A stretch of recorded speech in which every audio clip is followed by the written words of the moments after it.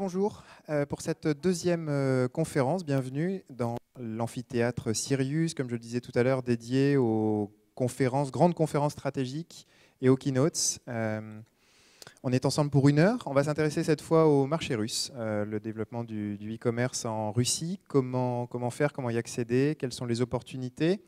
Je vais laisser la parole donc à 2 sociétés qui sont leaders sur ce marché, Yandex et Ozone. Je vous passe la parole pendant 1 heure. Vous m'expliquez tout à l'heure qu'il y avait un temps à la fin pour poser quelques questions. Voilà, engrangez bien les données qui vont vous être données. Je pense qu'il y a beaucoup d'informations, beaucoup de chiffres. Et à la fin, on aura peut-être les questions plus pratiques. Je vous laisse la parole pendant 1 heure. Merci beaucoup. Je vous en prie. Voilà, j'espère que tout le monde m'entend. Merci et enfin, bienvenue, 1 heure. Bienvenue à cette session russe voilà. à Paris. Vous la faites en français ? Je la ferai en français, les slides sont en anglais, ouais. Mais nous allons essayer de parler français, même si des fois on se rend compte qu'il y a beaucoup d'anglicismes qui se glissent dans le discours.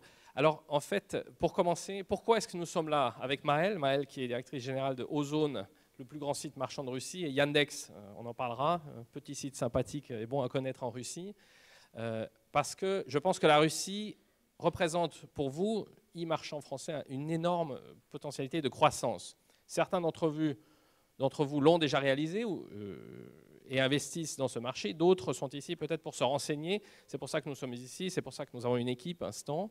Nous voyons vraiment ce marché comme un des marchés à forte croissance dont vous pouvez profiter. D'ailleurs, on a des chiffres d'importation aussi en fort développement, que ce soit d'Europe ou d'Asie d'ailleurs. Alors, je commencerai d'abord par une petite présentation sur le marché russe et sur Yandex, et je passerai ensuite la parole à Maëlle, qui vous parlera de Ozone. On aura les questions en fin de séance. Donc, Yandex, ce n'est pas très connu en Europe, on se rend compte. Pourtant, c'est une société dont les Européens pourraient être fiers, car c'est une des plus grandes capitalisations technologie européenne sur le Nasdaq. À la clôture hier soir, la société valait à peine presque 12 milliards de dollars. La société est rentrée en bourse en 2012. Au Nasdaq, donc ce n'est plus du tout la petite société ombrageuse et ténébreuse russe, ce qu'on associe souvent malheureusement à la Russie. C'est une société tout à fait transparente, éminemment technologique et qui a une grande capacité de croissance en Russie et hors de Russie. Nous employons 4500 personnes. Parmi ces 4500 personnes, je dirais, il y a 4000 informaticiens. Donc c'est un énorme pool de talents technologiques qui sont au service de notre site et de ses différents services. Ils se basent dans différents bureaux, notre bureau principal étant à Moscou, la société est née à Moscou. Nous avons évidemment d'autres bureaux en Russie et aussi des bureaux en Ukraine, qui est notre deuxième plus grand marché, en Biélorussie, à Palo Alto, un bureau de développement aux USA, à Taïwan, en Thaïlande, en Suisse, un bureau qui couvre toute l'Europe d'un point de vue commercial, dont je m'occupe, et le dernier bureau que nous avons ouvert, c'est en Turquie. Je reviendrai là-dessus. Voilà quelques photos. On aime bien montrer des gens. Yandex, ce n'est pas seulement des codes, c'est aussi des gens. Alors ça, ce sont nos collègues turcs vus depuis leur bureau quand ils viennent de l'inaugurer. Pourquoi la Turquie? J'y reviendrai tout à l'heure. Je pense que c'est un pays qu'on sous-estime fortement en Europe et qui se porte très très bien. Mais d'abord, laissez-moi vous parler un peu de technologie. Dans le monde, aujourd'hui, il y a 6 search engines, 6 moteurs de recherche qui ont une part d'au moins 20% de leur marché d'origine. Le premier, et ça il y a aussi peu de gens qui le savent, c'est Seznam en Tchéquie, qui existe encore, qui est né en 1996. Yandex est arrivé en Russie en 1997, suivi de Google aux États-Unis, de Naver en Corée du Sud en 1999, de Baidu, que vous connaissez sans doute tous, et de Bing, le dernier né aux États-Unis. Faire de la recherche, c'est aujourd'hui un art très très complexe, beaucoup d'ingénierie, beaucoup de sciences, big data, big maths. Toutes ces sociétés que j'ai mentionnées peinent à recruter des nouveaux informaticiens, des nouveaux programmeurs, qui sont surtout des statisticiens, parce que ça devient une science extrêmement complexe, avec aussi des immenses investissements en technologie et en data center. En fait, Yandex est un des 3 seuls moteurs de recherche qui a un index mondial. Et c'est le seul non américain. Autre raison pour laquelle je pense que les Européens devraient s'y intéresser. Google est le plus connu, Bing, tout le monde sait Microsoft, Yahoo, Yandex. Nous avons un index mondial. Ça ne veut pas dire que vous aurez des résultats équivalents à Google si vous cherchez en France. Par exemple, nous n'avons pas du tout localisé nos services sur la France, mais vous trouverez des choses. Nous avons indexé, entre autres, le marché français. Cet index existe et il n'y a que 3 sociétés au monde qui l'ont. Je pense que c'est important de le souligner. Parlons maintenant de la Russie. Pourquoi la Russie? Et d'abord, pourquoi le russe? Le russe est une des langues les plus parlées dans le monde, en fait la 4e, après le chinois, l'espagnol, l'anglais. Nous avons le russe qui couvre 250 à 300 millions de personnes. Donc c'est un marché auquel il vaut la peine de s'intéresser, un marché qui va bien au-delà de la Russie, évidemment. Ce marché est aussi important parce que depuis 2012, la Russie est passée devant l'Allemagne et aujourd'hui en pôle position par rapport à la plus grande population Internet, donc connectée sur Internet. 68 millions de Russes utilisent Internet. On est passé juste devant l'Allemagne avec 67 millions, suivi par l'Angleterre et la France autour de 52 millions. Ça, c'est un point important dont, évidemment, nous sommes très fiers. Ça ne veut pas dire que cette population dépense autant que la population française ou allemande, mais en termes d'audience, nous avons aujourd'hui la plus grosse audience Internet en Europe. Et cette différence va continuer de s'accroître, car nous avons en Russie uniquement 51% de la population globale qui est online. Vous voyez ici les chiffres pour d'autres pays, ce qu'on appelle les BRICS, avec le Brésil, la Chine, qui ont encore un potentiel de croissance énorme, alors que la pénétration d'Internet est évidemment presque saturée dans les pays de l'Ouest, Allemagne, US, UK. Donc cette croissance que va générer l'augmentation de cette pénétration sera d'autant plus intéressante qu'à l'intérieur de cette audience, les gens deviennent de plus en plus actifs. On y reviendra tout à l'heure. Pourquoi la Turquie? Pourquoi nous avons ouvert un bureau en Turquie? Et pas seulement un bureau, nous avons lancé la Turquie comme nouveau marché sur lequel Yandex est en train de tester sa technologie pour la première fois hors des langues cyrilliques. Donc c'est vraiment une adaptation non seulement de notre moteur de recherche, mais de nos principaux services. Parce que c'était déjà un très grand marché en devenir, le 5e marché en Europe de par sa population sur Internet.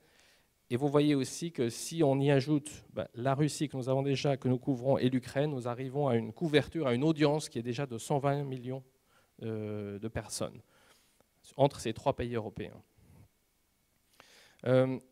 Les mêmes données, peut-être montrées différemment, nous sommes aujourd'hui dans les quelques marchés qui ont la plus forte potentiel de croissance que vous voyez là. Ce graphe vous montre la différence entre le marché total, le marché des utilisateurs Internet par rapport au total de la population. Donc nous sommes positionnés comme Yandex sur des marchés qui vont se développer énormément dans les années à venir, qui sont tous, à mon avis, des marchés à fort potentiel pour vous. Je reviens vers la Russie. Ces chiffres sont légèrement supérieurs à ceux que vous avez vus précédemment parce qu'on a différentes sources d'informations. Aujourd'hui, en Russie, les derniers chiffres en date, c'est 55% d'audience mensuelle, 53% d'audience hebdomadaire et 43% d'audience journalière. Excusez-moi, ce n'est pas des pourcents, ce sont des... non, ce sont des pourcents, c'est juste. Oui. Et évidemment, comme dans la plupart des pays, la plupart des jeunes sont des prime movers ou des early adopters, ceux qui vont le plus rapidement incorporer ces nouvelles technologies à leur style de vie, alors que la croissance à venir se passera au niveau des populations un peu plus âgées, ce qui a été le cas aux États-Unis et en Europe les 2 ou 3 dernières années passées. Quelques mots maintenant sur le marché de la publicité en Russie. Là, je ne parle pas seulement d'Internet, mais du marché de la publicité générale, le marché des annonceurs.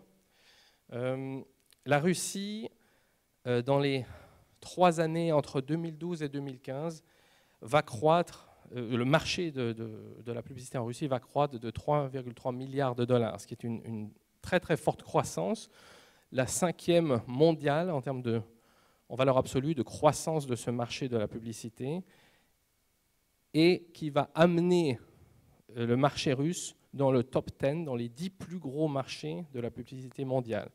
Pourquoi ces slides? Ces slides sont aussi là pour vous montrer qu'au jour d'aujourd'hui, que ce soit le niveau des CPC ou le niveau du GRP, en parlant de télévision, vous avez encore un coût d'entrée qui est inférieur à ce que vous pouvez trouver dans les marchés qui sont en haut de cette liste. Donc là aussi, une recommandation pour ceux que ces marchés-là intéressent, investissez avant que les coûts ne montent, car les coûts ne vont faire que de progresser. C'est une logique. Donc gros marché des médias, et bien sûr, Internet se développe très fortement, comme vous le voyez ici. Ce qui est aussi intéressant à relever en Russie, c'est que les autres médias plus traditionnels, offline, se développent également. Et le forecast, le pronostic, vous l'avez sous les yeux. La TV voit ses revenus accroître massivement. D'ailleurs, aussi à cause de nombreuses sociétés Internet qui commencent à l'utiliser. Ensuite, deuxième média très établi, déjà en seconde place, Internet lui-même, suivi par l'affichage et la presse.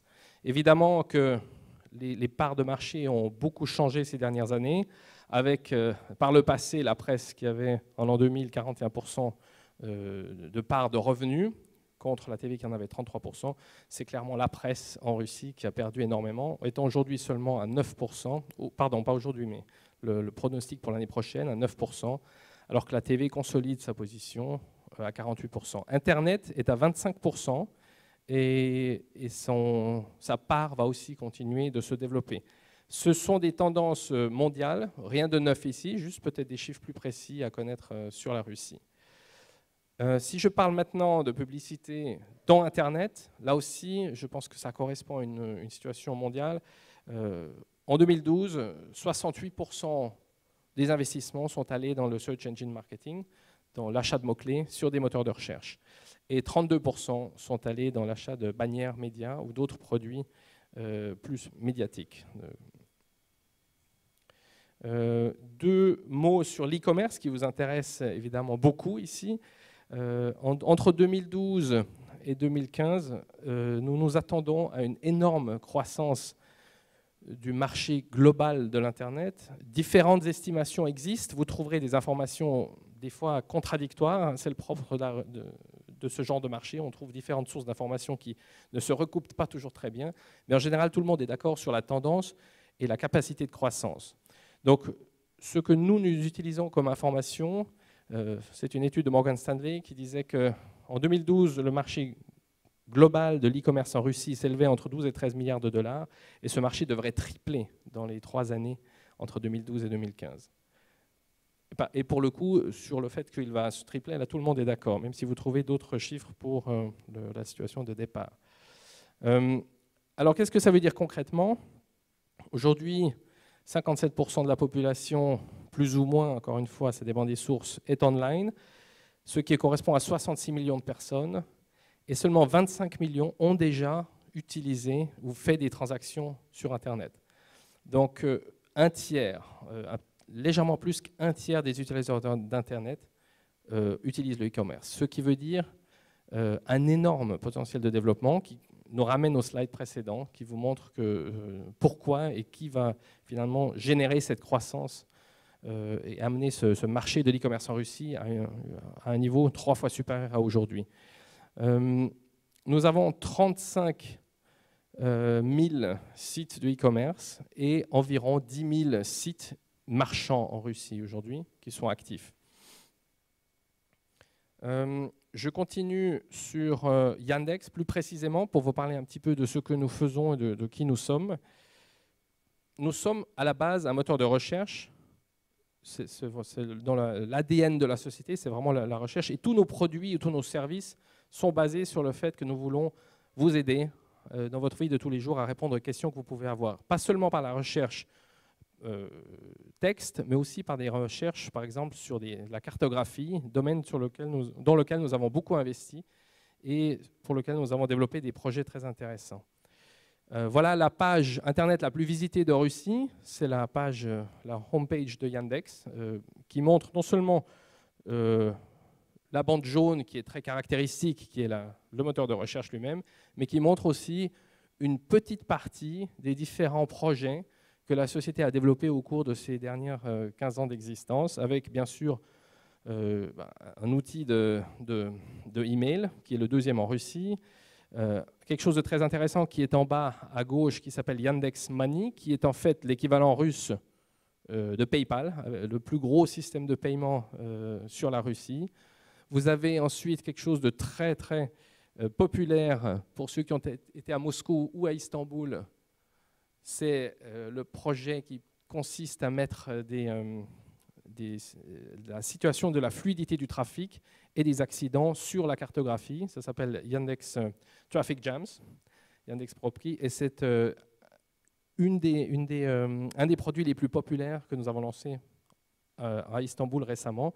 Vous avez aussi, bien sûr, quelque chose sur lequel je vais revenir, qui est un moteur de comparaison de prix au niveau des sites de e-commerce, qui sera très important pour vous, ainsi qu'une autre kyrielle de services dont nous pourrons parler séparément si ça vous intéresse. Mais enfin, ce n'est pas seulement un moteur de recherche. Yandex couvre une très très large palette des activités que vous utilisez sur Internet. Pourquoi nous sommes connus? Parce que c'est un des 4 pays au monde où Google ne domine pas, la Russie étant aujourd'hui dominée par Yandex au niveau de sa part de marché sur la recherche. 62% des recherches en Russie se font sur Yandex. Google est rentré très fort en 2007 et a notamment ravi des parts de marché aux 2 autres acteurs qui étaient moins forts technologiquement, et c'est aujourd'hui établi à 26% de parts de marché en termes de la recherche. Les autres marchés qui ont une situation similaire avec d'autres chiffres sont évidemment la Chine, les États-Unis avec une partie dominée par Google, mais Bing qui contrôle quand même environ un quart des recherches, et bien sûr la Corée du Sud. Les différents services de Yandex dont j'ai parlé ont réussi à trouver leur audience. Ils ont des audiences qui sont intéressantes. Je mentionne ça aussi d'un point de vue des annonceurs. Nous avons beaucoup de nos annonceurs qui ne font pas seulement des campagnes sur les mots-clés, mais aussi en utilisant des produits ou des projets, des services qui pourraient être intéressants en termes de matching d'audience.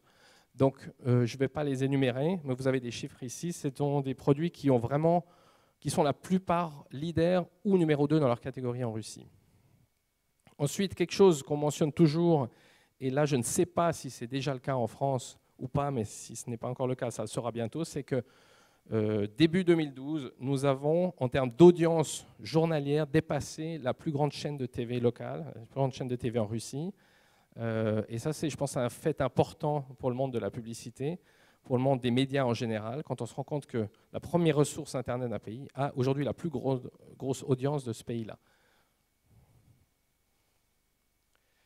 Quelques exemples, ou plutôt quelques illustrations de différents services. Alors, je disais, 4000 programmateurs. Nous sommes une société qui adore faire un usage créatif de son savoir technologique. Et les programmeurs de Yandex arrivent des fois avec des idées complètement imprévues, même loufoques, et qui parfois deviennent des réels succès, parfois elles sont abandonnées. Je vous donne quelques petites illustrations.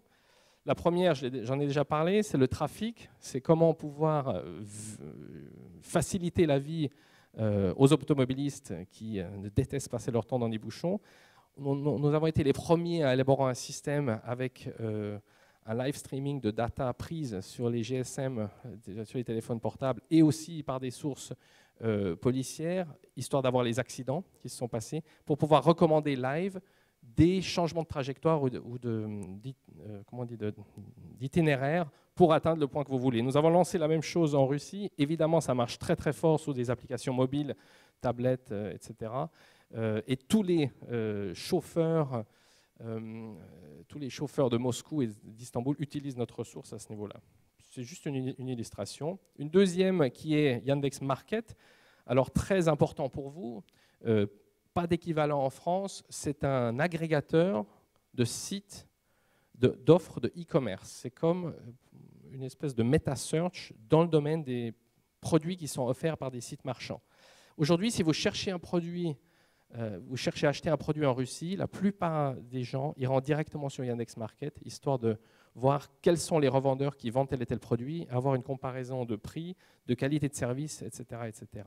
Nous avons 90% des sites marchands qui sont connectés à cette plateforme, et ce qui représente plus que 9000, j'ai parlé de 10 000 marchands aujourd'hui. Et nous validons, ou plutôt nous commercialisons ce trafic en le renvoyant vers les sites marchands via un modèle de CPC qui est très similaire à celui que nous utilisons pour les mots-clés. Donc là, très clairement, Yandex Market, le jour où vous avez localisé votre site, vous avez un landing page qui est en russe et que vous avez envie d'être visible pour l'audience russe par rapport à vos produits, c'est la première chose à faire, c'est d'être intégré dans Yandex Market. Voilà, de nouveau, très intéressant au niveau graphique. Encore, ça, c'est une idée totalement innovante qui a déjà un certain âge, mais qui n'a pas d'équivalent en Europe. Donc, je vous recommande d'y jeter un coup d'œil. Aussi, une application, évidemment, mobile, qui est très utilisée, avec des systèmes de scanning, etc., pour aller valider des prix quand vous passez dans les magasins. Comme vous savez, ça se fait beaucoup aujourd'hui. Ensuite, troisième application qui, elle, a été beaucoup copiée en Europe, et je crois qu'on a même des sociétés à Paris qui utilisent le même modèle, c'est Yandex Taxi, qui veut dire une façon, je ne me souviens plus comment s'appelle la société à Paris qui fait la même chose, peut-être quelqu'un, pardon ? Peut-être, oui. C'est une société qui vous permet de voir sur la carte en temps réel quels sont les taxis libres qui circulent autour de vous, et par simple pression du doigt sur votre téléphone, smartphone, de voir si cette personne est prête à venir vous chercher et s'il valide la commande, si j'ose dire, la couleur change et vous le voyez se rapprocher de vous. Donc c'est quelque chose d'extrêmement intéressant. Encore une fois, c'est une application intelligente d'une technologie qui a pour base la cartographie, qu'on a déroulée en Russie et qu'on a vu aussi, j'ose dire, copier, mais ce n'est pas un problème, par beaucoup de sites en Europe et même aux États-Unis. C'est quelque chose de très, très utile quand vous êtes piéton dans une grande ville. Il y avait une question, vous voulez la poser tout de suite ?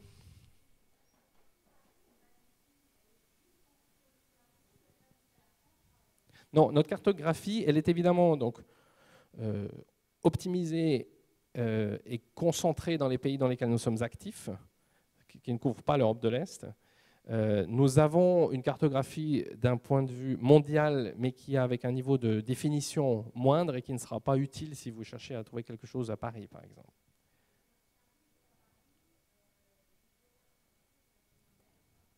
Si un Russe est à Paris, je ne pense pas qu'il va utiliser le service Yandex. Ça ne sera pas le meilleur qu'il pourra utiliser. Oui. Ensuite, pour terminer cette partie-là, donc, marché en forte croissance, beaucoup d'annonceurs qui s'intéressent à ce marché. Sur 2 roubles dépensés en Russie par les annonceurs qui investissent dans l'online, dans la publicité online, 1 rouble va aller chez Yandex, ce qui est dû à notre part de marché. Nous avons plus de 350 000 annonceurs et nous contrôlons 53% de part de marché de l'annonce online. Et nos revenus sont essentiellement constitués de revenus d'achat de mots-clés, de SCM, comme on dit, 68%, mais nous avons aussi, pardon, non, ça ce sont les parts de marché au niveau du SCM, excusez-moi, 68% Yandex, 28% Google, et ensuite 2 petits players, et nous avons environ 2 tiers de notre revenu, ce n'est pas sur la slide, mais 2 tiers de notre revenu qui vient des mots-clés. 1 tiers qui vient des manières contextuelles et de produits de retargeting que nous offrons à nos annonceurs qui s'intéressent à des produits plus médias. Nous avons récemment, ça fait 1 année et demie, ouvert un bureau qui gère les activités commerciales européennes depuis la Suisse, avec un bureau totalement ou quadrilingue qui couvre tous les pays. Nous sommes là pour être à proximité pour ceux qui aimeraient démarrer des campagnes, pour les aider. Vous n'avez pas besoin d'avoir quelqu'un qui parle russe dans votre équipe pour pouvoir lancer des campagnes avec nous. Nous avons aussi évidemment traduit l'interface de notre outil de management de campagne en anglais, pas encore en français, mais en anglais, histoire que vous puissiez vraiment lancer des campagnes et monitorer ces campagnes via notre interface. Notre produit publicitaire s'appelle Yandex Direct, c'est l'équivalent de Google AdWords, ça s'appelle chez nous Yandex Direct, et toutes les interfaces de Yandex Direct sont en anglais. Voilà, Bid Management English. Et en fait, un dernier projet dont je voulais vous parler, qui est aussi important, nous avons notre système Metrica, qui est l'équivalent de Google Analytics, qui est aussi gratuit, et que nous conseillons pour les annonceurs qui ont un certain volume d'affaires pour optimiser leur campagne encore davantage. Nous avons une équipe et un stand ici. Nous sommes, on a AL7 à G086. Et ceux qui sont intéressés par des campagnes, je vous recommande fortement d'assister à notre workshop qui aura lieu à 14 h, qui sera fait par des collègues venus de Russie pour vous expliquer beaucoup plus en détail la technologie que nous utilisons et quels sont les produits que nous pouvons vous proposer. Sinon, nous sommes toujours disponibles et nous réjouissons de votre intérêt pour la Russie. Merci beaucoup. Et j'aimerais passer la parole à Maëlle, qui va vous parler plus précisément de commerce électronique et de Ozone. Et on prendra les questions après. Bonjour. Donc vous avez entendu Bernard vous parler du numéro 1 de l'Internet en Russie. Ozone c'est le numéro 3 en termes de groupe Internet. Après Yandex, il y a Mail.ru et ensuite il y a Ozone. En termes d'e-commerce, Ozone est le premier et le plus large groupe d'e-commerce en Russie. Ozone, en fait, ce n'est pas une seule compagnie, c'est 5. Nous sommes un groupe qui est essentiellement tourné sur l'e-commerce, mais qui a dû faire non seulement de l'online, mais aussi du offline. Nous avons 2 sociétés de B2C, qui sont, pardon, 3. Ozone.ru, qui est la société avec laquelle nous avons démarré, qui est en fait l'Amazon de Russie, et qui a démarré avec, comme Amazon, des médias et qui s'est étendu sur l'électronique et puis après sur des produits pour vos enfants, votre maison, votre chien, etc. Donc on a tout étendu. Ensuite, vous avez Ozone Travel, qui est à l'heure actuelle une des plus grosses agences de voyage en ligne en Russie et qui a démarré un peu à la manière d'Expedia sur des vols et qui s'est étendu sur les hôtels et les prestations de services autres liées au voyage. Nous avons, il y a 1 an et demi, acheté une société qui s'appelle Sapato. Chez Sapato, nous vendons des chaussures, des sacs à main, et puis nous sommes en train d'essayer de vendre des vêtements. Donc c'est notre 3e société de B2C. Et enfin, nous avons 2 sociétés de B2B. La première qui s'appelle Au Courrière, qui est donc la 3e sur cette slide, la 2e en partant de votre gauche sur cette slide, qui fait de la livraison. À l'origine, Au Courrière a été développé pour s'occuper de nos colis internes, donc pour Ozone.ru. Et puis, au fur et à mesure qu'on a commencé à investir dans cette structure, je vais vous donner quelques informations supplémentaires après, on s'est dit que ça ferait beaucoup de sens de l'ouvrir également aux parties tiers. Et donc, on a commencé à vendre les services de livraison à d'autres e-commerce, à des sociétés qui font du commerce par catalogue, qui reste encore très populaire en Russie. Et on a commencé également, depuis quelques mois, à travailler avec certaines sociétés occidentales qui voulaient travailler avec nous sur la partie last mile, donc la livraison aux consommateurs en direct. Le 5e bébé de la famille, il s'appelle eSolutions, c'est celui que vous voyez à votre droite. eSolutions, en fait, pour ceux qui connaissent un peu le marché américain, c'est une société qui est basée sur le modèle de GSI qui a été racheté par eBay en 2009, qui en fait propose des solutions, ce qu'on appelle des solutions turnkey d'e-commerce. Et donc en fait, si vous avez une marque, si vous avez une marque de produits offline que vous avez envie de vendre en ligne, mais vous n'avez pas envie de vous installer en Russie, d'ouvrir un bureau, de créer votre site, de vous occuper des entrepôts, de faire de la livraison, du retour, des call centers, etc. Vous pouvez venir chez nous. Le bébé est encore tout jeune, on l'a créé il y a quelques mois, il est encore en période de test. Nous avons 2 gentils testeurs, 2 sociétés qui ont accepté de travailler avec nous. Et a priori, s'ils sont encore vivants à la fin de l'année, on est prêt à l'ouvrir aux autres clients qui sont venus nous voir. Donc ça, c'est le groupe. Le groupe, comme je vous disais, est le plus gros e-commerce de Russie, le plus gros groupe d'e-commerce de Russie. Nous avons fait $1,5 milliard de chiffre d'affaires l'année dernière. Avec plus de 2 millions de consommateurs. Nous avons plus de 2000 points, ce qu'on appelle des points relais en France. C'est quelque chose qui a été développé en Russie beaucoup plus tôt qu'en France et qui nous appartient. Nous avons 16 millions, à travers nos 3 sites B2C, nous avons 16 millions de visiteurs uniques par mois. Notre entrepôt qui est basé à Tver, qui est entre Moscou et Saint-Pétersbourg sur la route principale, du pays peut faire à l'heure actuelle jusqu'à 34 000 commandes par jour. Et donc vous voyez les statistiques normalement devraient vous impressionner. Nous avons également la marque d'e-commerce la plus importante, la plus connue en Russie, loin devant les autres acteurs du marché, d'autant plus que les sociétés que vous voyez ici ne sont pas en fait à proprement parler ce que nous appelons de l'e-commerce pur. Avito est un équivalent de Craigslist. Biglion serait l'équivalent de Groupon, eBay, je pense que vous connaissez. Coupivip, c'est une société c'est l'équivalent de vente privée.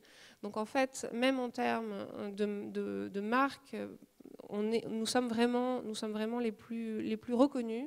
Nous avons sur le marché du livre largement plus de 50% de part de marché. Sur tout ce qui concerne les produits pour les enfants, nous avons plus de 40% de part de marché et nous continuons à grossir. Je vais vous montrer les chiffres un peu plus loin.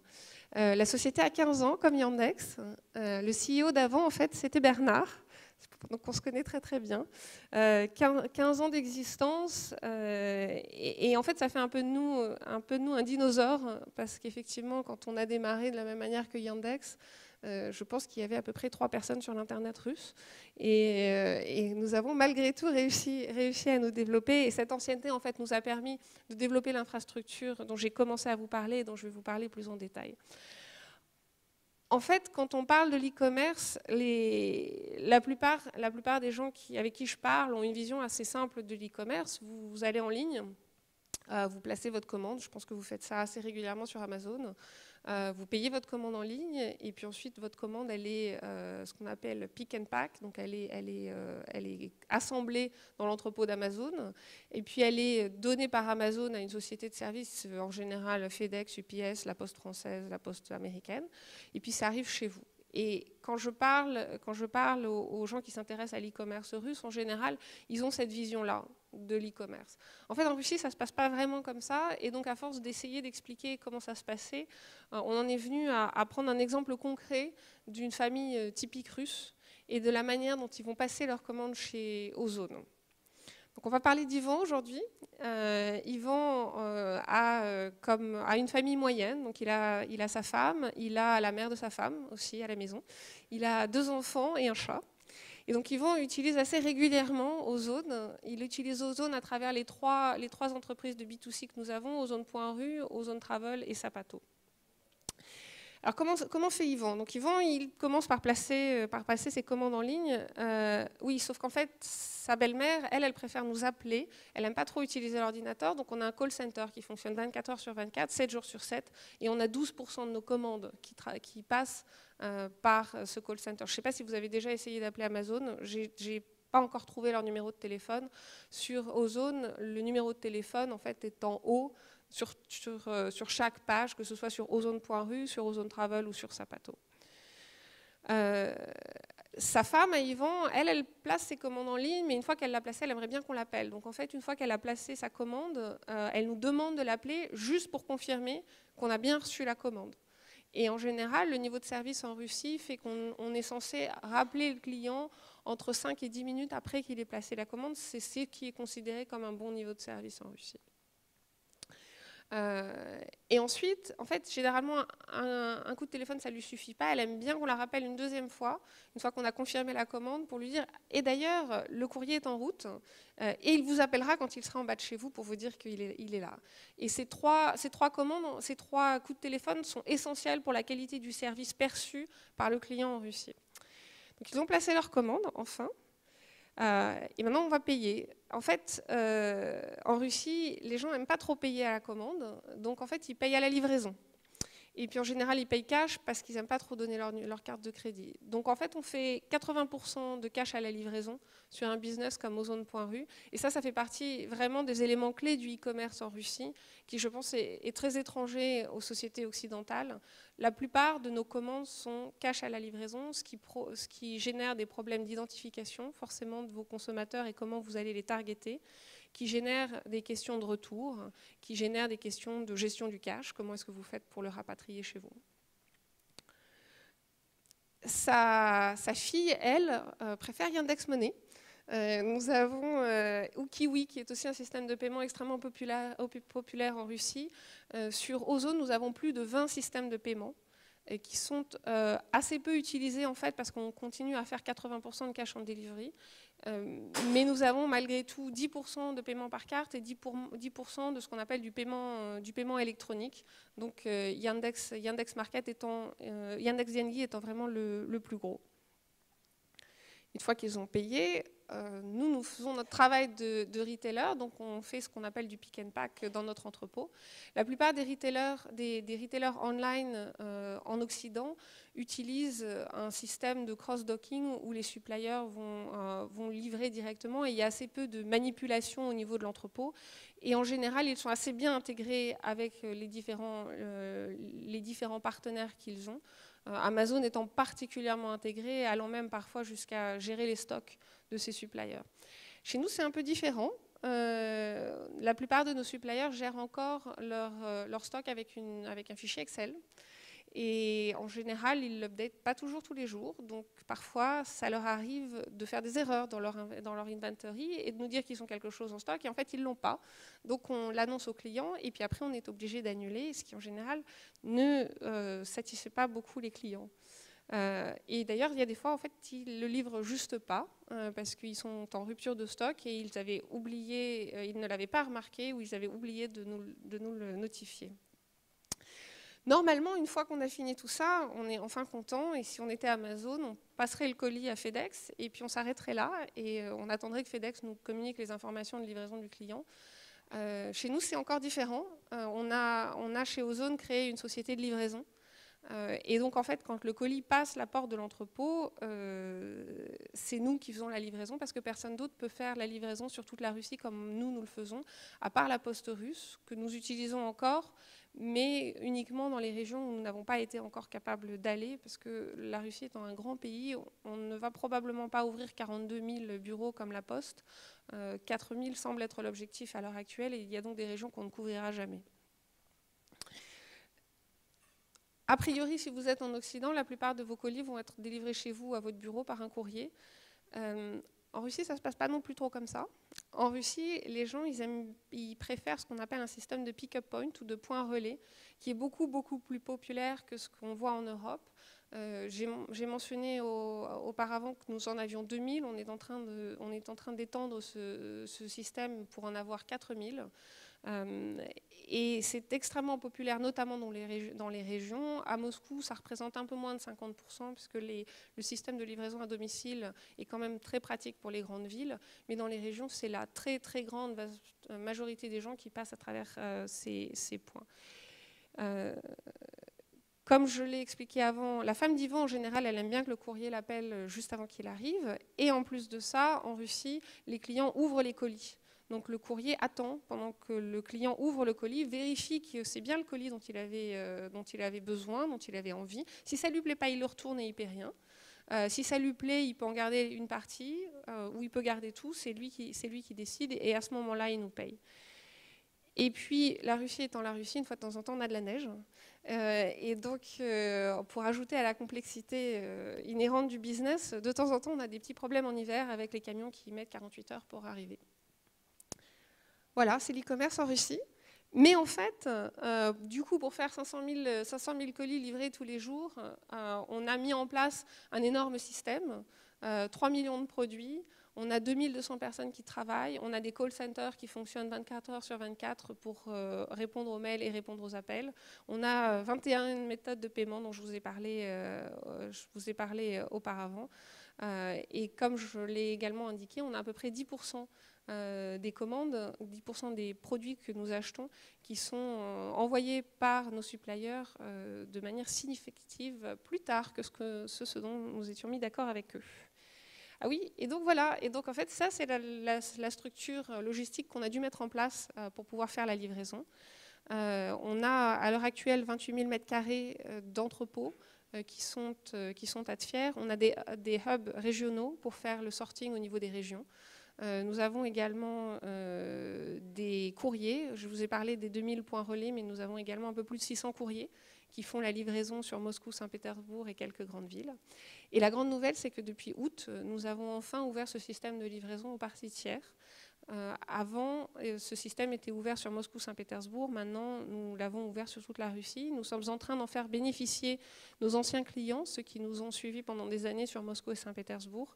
C'est ce sur quoi, pour le moment, nous nous concentrons jusqu'à la fin de l'année. Et à partir de l'année prochaine, c'est un service que nous allons ouvrir, comme je l'ai mentionné avant, à des gens avec qui nous n'avons pas travaillé encore. Donc des gens qui viendront pour avoir de la livraison nationale sur la Russie, sans forcément travailler avec Ozone.ru ou Zapato auparavant. Malgré ça, ou grâce à ça, en fait, je pense que c'est grâce à ça, parce qu'une fois qu'on a réussi à comprendre toutes ces barrières qui existent, le marché est juste fantastique. Je pense que Bernard vous a donné quand même quelques chiffres qui font saliver. 13 milliards de dollars de chiffre d'affaires sur le online retail, une croissance qui est de l'ordre de 30 à 40% en fonction des sources. Ozone, en tant que groupe, a fait plus de 70% de croissance ces dernières années. Comme vous pouvez le voir, les chiffres sont en roubles, mais donc ça explique le demi-milliard de dollars de chiffre d'affaires dont je vous parlais. Et la tendance est en train de se confirmer. Donc une fois que vous avez résolu les problèmes de commercialisation de vos produits en Russie, vous avez réellement un marché qui est le plus attractif à l'heure actuelle en Europe. En termes de futur, et ce sera ma dernière slide, en termes de futur, qu'est-ce qui est pour nous le plus important à l'heure actuelle? On a essentiellement développé ce qu'on appelle de la vente directe, donc des produits qu'on achète chez nos suppliers et qu'on revend aux consommateurs, le modèle de base de Amazon. On est en train de développer la marketplace avec un produit qui est assez similaire à Amazon, mais aussi à un de nos actionnaires qui est Rakuten. Rakuten, le retailer japonais qui s'est développé comme une marketplace et qui a un système extrêmement hands-on de ses merchants, c'est-à-dire qu'il les accompagne réellement avec des key account managers qui les suivent. C'est ce que nous sommes en train de développer. Nous avons à l'heure actuelle quelques marchands européens, pas encore de marchands français, mais j'espère que ça va pas tarder. Et une fois qu'on aura lancé complètement au courrier sur de la livraison nationale, en fait, nous allons développer pour ces merchants le même système que vous connaissez encore une fois avec Amazon, le Fulfillment by Amazon, où on ouvrira notre entrepôt pour les laisser stocker leurs produits et faire de la gestion de stock chez nous, et également pour faire la livraison, puisque c'est quand même une des barrières principales sur le marché de la Russie. L'étape d'après, c'est donc eSolutions dont je vous ai parlé. C'est une solution clé en main où vous achetez non seulement la partie logistique dont je vous ai parlé en long, en large et en travers aujourd'hui, mais également le front-end, le back-end, la partie marketing. On est en train de chercher des solutions pour faire de l'import, parce qu'on a beaucoup de partenaires potentiels en Europe et en Chine qui veulent faire de l'import sur la Russie et pour lesquels il est extrêmement important qu'on puisse proposer cette solution. Et donc, normalement, dans quelques mois, on sera capable de vous présenter ce menu-là en entier si vous êtes intéressé pour venir conquérir le marché russe avec nous. Спасибо. Merci beaucoup, Maëlle.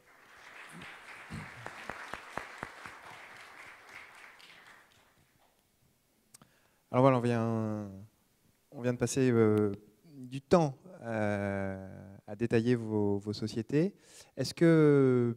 Moi, j'ai des questions, hein, j'en ai plein, mais les vôtres sont sûrement plus intéressantes. Alors, le micro que j'ai à la main est à votre disposition.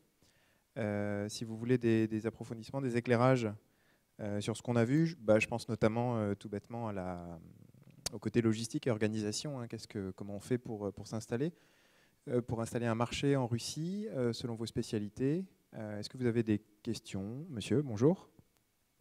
Oui, bonjour, Stéphane Trépos, Sarenza. Question pour vous, c'est quoi le pourcentage sur 100 colis qui sont refusés en COD par le client?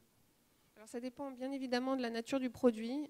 Si vous êtes sur un produit du type chaussures et vêtements, c'est extrêmement élevé. Je pense que tout le monde est plus ou moins au courant des chiffres, des taux de retour à double chiffre qui existent. Sur un produit comme Ozone.ru, on est plutôt sur du 5 à 7%. Sachant que la plupart du temps, en fait, c'est ce qu'on appelle du no-show, c'est-à-dire que ce sont des clients qui ne sont même pas là quand on arrive ou qui ne viennent pas le chercher en point relais. Merci. Une autre question? Voilà. Bonjour. Emmanuel François Zeplac. Je voulais savoir quelles sont les consommations mobiles, une question pour vous deux. Quels sont les usages du mobile faits sur vos services? Alors, en ce qui concerne Yandex, 15% de notre trafic lié sur la recherche vient de support mobile. 15%. Alors, évidemment en croissance. Ça, c'est le chiffre. Nous avons beaucoup investi dans des applications qui couvrent la totalité de nos services aujourd'hui. En termes de publicité, nous dissocierons la publicité sur des éléments mobiles ou tablettes de la publicité sur des desktops seulement l'année prochaine. Nous n'avons pas encore assez de demandes pour des gens qui veulent faire des campagnes uniquement mobiles. Sur Ozone.ru, qui a également développé toute une série d'applications sur 5 plateformes, y compris Bada. Je ne sais pas ce qui nous a pris à ce moment-là, mais on a quand même développé Bada. On en est encore à quelques pourcentages. On en est encore à quelques pourcentages de ventes. C'est très très insignifiant encore. Ozone Travel nous n'avons pas encore développé la partie mobile. Et Zapato, pareil, c'est vraiment dans son enfance. Donc on voit une tendance, mais elle reste encore relativement faible. Je pense que la raison majeure, il y en a deux en fait. La première, c'est que contrairement à ce qui se passe en Occident, les téléphones ne sont pas subventionnés par les opérateurs télécoms, donc vous avez à payer votre téléphone, ce qui représente un certain coût les smartphones étant quand même relativement chers. Pour la plupart des Russes, c'est extrêmement cher pour eux.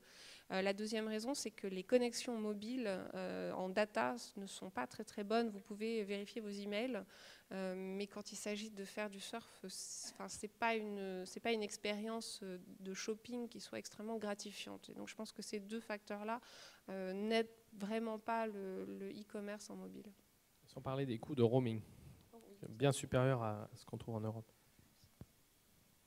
Merci. Encore une sur la droite. Alors, je vais vous demander de faire passer le micro, c'est mieux que de faire le tour.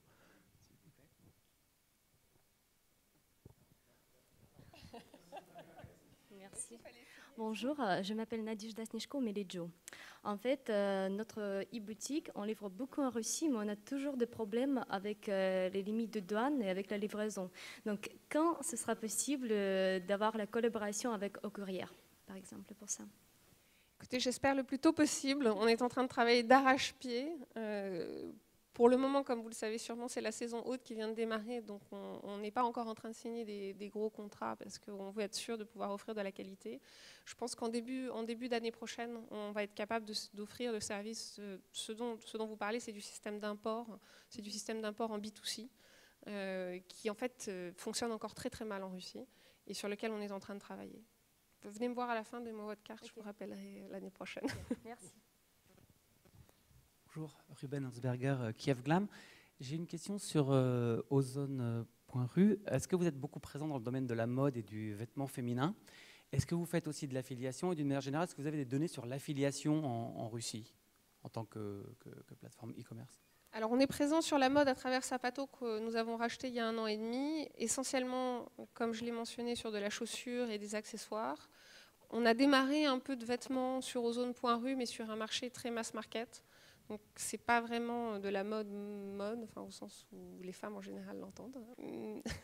On est en train de le développer parce que c'est un marché qui présente la plus grosse croissance à l'heure actuelle en Russie. En termes d'affiliation, Ozone.ru a le plus gros réseau d'affiliés en Russie. Nous avons un peu plus de 40 000 affiliés qui utilisent nos API ou nos systèmes de feed pour vendre nos produits. Ça existe également sur Zapato, mais beaucoup moins développé. Oui, oui. À l'heure actuelle, on le fait uniquement sur la Russie et le Kazakhstan. Je rebondis sur la thématique vêtements. Chez Yandex, nous avons vu une très très forte demande de différents gros et moyens annonceurs, au point d'ailleurs de refaire une interface de Yandex Market qui est uniquement pour ce type de catégorie. Ça s'appelle Garde-robe Yandex Russe. C'est vraiment une interface qui diffère totalement du reste de Yandex Market pour les annonceurs dans le domaine du vêtement. Donc, très très forte demande à ce niveau-là. Donc, non, l'utilisateur Yandex doit connaître le russe. Par contre, l'utilisateur des produits publicitaires, l'annonceur, si vous voulez, lui travaille dans des interfaces en anglais. Merci. Bonjour. Léa Michaud du Camp. J'avais 2 questions en fait pour vous concernant Au Courrier. La première, c'est qu'on vient d'ouvrir un site e-commerce sur du service en Russie. On a des problèmes de paiement en fait parce qu'on a 3 systèmes de paiement. un système par carte bancaire bien sûr, Kiwi, et un 3e système dont j'ai oublié le nom, du même style que Kiwi. Et en fait, on se pose la question de comment faire du cash delivery avec du service. Ce qui est assez compliqué parce qu'un service, on ne vient pas le livrer. Donc, est-ce que vous avez des idées sur ce genre de problématique? Et la 2e question, ça va être sur une plateforme de produits qui va ouvrir bientôt. Est-ce qu'avec votre service Au Courrier, vous accompagnez justement la récupération du cash? Est-ce que ça fera partie de vos services de récupérer le cash? Alors, je vais démarrer par la dernière question. Oui, absolument, parce qu'en fait, comme je l'ai mentionné avant, faire du e-commerce en Russie sans cash à la livraison, c'est quasiment impossible. Il y a quelques e-commerce, quelques sites d'e-commerce qui font du prépaiement par carte, mais en général, ils ont des taux de croissance qui sont beaucoup plus faibles et en général, ils sont sur des produits très très niches et donc ils peuvent se permettre de demander à leurs clients un prépaiement par carte. Les autres ont besoin de faire du cash à la livraison et donc offrir nos systèmes de livraison à des parties tiers requiert de manière absolument nécessaire l'offre de collecte de cash. Et du coup, ça répond un peu à votre première question. J'aurais tendance à vous dire, venez chez nous. Mais si vous essayez de le construire par vous-même, la seule chose que je peux vous dire, c'est qu'il va falloir que vous trouviez, soit que vous construisiez votre propre système de livraison, c'est-à-dire que vous ayez des agents dans les régions qui sont soit vos employés, soit des espèces de franchisés qui collectent pour vous l'argent, et il faudra que vous ayez un système IT de tracking, de livraison et des paiements. Sinon, essayez de trouver des magasins qui sont prêts à vous offrir ce genre de service, un peu comme Kiala l'a fait en France, mais il l'a fait sur des petits entrepreneurs, des petits commerces, et il les a en quelque sorte syndiqués pour qu'ils fonctionnent ensemble. En Russie, ce système-là n'existe pas. En fait, s'il existait, on n'aurait pas créé ce qu'on a créé. Mais pour des services, avant d'aller au niveau du cash, qui sera probablement le plus cher des systèmes de paiement pour vous, je pense que si vous n'avez pas encore connecté Yandex Money, donc ça serait la première chose à faire. C'est un incontournable en Russie. Et d'ailleurs, les 2 représentants sont assis là-devant, en première rangée. Je vous recommande de les contacter. Merci. Mais il a raison en fait, hein. À part la partie commerciale, il a quand même raison. Faire du commerce en Russie sans Yandex Money, c'est un peu bizarre. Une autre question. Donc c'est aux 2 personnes qui sont devant qu'on donne le cash à la fin de la séance. Voilà. Voilà, c'est ça. Mais il le récupérera après, ne vous inquiétez pas. Est-ce que monsieur, vous pouvez relever la main? Je vous ai perdu. Voilà. Bonjour. Bonjour, merci. Antoine Bordier, Pitech Plus, une société roumaine implantée dans d'autres pays en Europe. Alors j'avais 2 questions. Une question pour Yandex, puisque vous nous avez montré un peu de tracking. Est-ce que vous faites aussi du fleet management, gestion en fait, le GPS pour les professionnels en dehors du mapping là, que vous nous avez montré? Et puis, quels sont autrement que la question du cash, qui est quand même très importante, quels sont les autres freins à l'implantation en Russie? Freins culturels, je ne sais pas. Alors, fleet management, nous avons... ce n'est pas une règle déterminée et stricte chez Yandex, mais nous avons... chacun de nos développeurs a du temps de libre pour faire un peu des choses qui lui paraissent intéressantes. Et comme ils sont regroupés par produit ou par type de service, l'équipe qui fait la cartographie, si quelqu'un comme votre société peut les intéresser et qu'il y a enfin peut-être une idée technologiquement intéressante et qui idéalement déboucherait même sur un business model, ce serait quelque chose qu'il ne faudrait pas exclure. Nous avons eu ce genre de discussion par le passé et des fois c'est en fait relativement simple une fois que vous avez les données. Donc à ne pas exclure, mais à discuter au cas par cas avec les personnes intéressées. En termes de freins au e-commerce, En fait, le paiement par cash est probablement pas le plus gros frein. Le plus gros frein, c'est la question de la logistique. En fait, c'est comment vous faites de la livraison chez vos clients. Parce que ça a forcément un coût en termes d'investissement. Et en plus, il y a sur le marché une tendance qui, je pense, existe également en France des frais de livraison qui ne sont pas rechargés sur le client. Puisque le client ne comprend pas, d'autant plus s'il vient le chercher en point relais, il ne comprend vraiment pas pourquoi il doit payer la livraison. Et donc ça génère, sur les unités économiques, ça a un poids certain. Et donc ça reste pour la plupart des e-commerce la question principale. Après, vous en avez plein, mais je pense que le retail en général est une industrie assez difficile, que vous soyez en ligne ou offline, que ce soit sur votre gestion de votre assortiment, votre politique de prix, parce que c'est une guerre des prix constante, que ce soit comment vous faites pour attirer vos clients. Bernard a parlé de Yandex Market. Yandex Market, pour Ozone.ru, c'est seulement 4% des ventes. Et donc on a encore 96% des ventes qu'il faut qu'on gère à travers les autres canaux. La publicité en Russie est chère, elle est très chère, elle est plus chère qu'en Europe. Et donc ça a un coût certain également. Vous avez un certain nombre de techniques qui n'ont pas encore été complètement adaptées au marché russe. Quand on a nous commencé à faire du SEO, on n'avait juste pas de partenaire en face à qui parler, puisqu'il n'y avait pas d'agence. Et donc en fait, une des difficultés de l'Internet russe, c'est qu'on réinvente un peu la roue en essayant de voir ce qui se passe à l'ouest et en essayant de convaincre des partenaires de venir pour nous apprendre. Et j'aimerais bien en fait que dans quelques années, les partenaires à qui je parle, ce soient des Russes et pas des Français, mais à l'heure actuelle, la plupart des startups avec lesquelles je parle pour faire du SEO, du SEM, du direct marketing, en général, ce sont soit des Français, soit des Israéliens. Merci. Une dernière question, bonjour. Bertrand Wolf, Astonone, une agence de communication. J'ai deux petites questions. Vous avez l'équivalent de la CNIL en Russie et est-ce que c'est extrêmement contraignant? Ça, c'est la première question. Et deux, est-ce que vous avez des systèmes du type crowdfunding? Ça me paraît un peu difficile dans la mesure où les gens n'aiment manifestement pas, je dirais, sortir une carte de crédit et avancer de l'argent dans un système quelconque. Mais est-ce que vous avez déjà des tentatives de crowdfunding? Alors, juste sur la première question, en fait, on s'est expatriés tous les deux il y a très longtemps. La CNIL, c'est l'information des consommateurs, c'est ça? Commission informatique oui. Et liberté. C'est les datas qu'on n'a pas le droit de garder comme on veut. Ils viennent vous contrôler. Voilà, ouais, c'est l'agence d'État qui contrôle la circulation des informations personnelles. Alors oui, en fait, on rigole, mais en fait, oui, il y a ça aussi en Russie. Et la législation russe est quand même relativement solide. Mais elle est probablement pas aussi visible et aussi, aussi puissante qu'elle est en France. Donc sur des sociétés comme Ozone, je pense que Yandex c'est pareil, qui sont des sociétés soit publiques pour le cas d'Yandex, soit avec des actionnaires américains publics comme c'est le cas d'Ozone et qui veulent montrer patte blanche quoi qu'il arrive. On suit à la lettre les recommandations de la CNIL locale.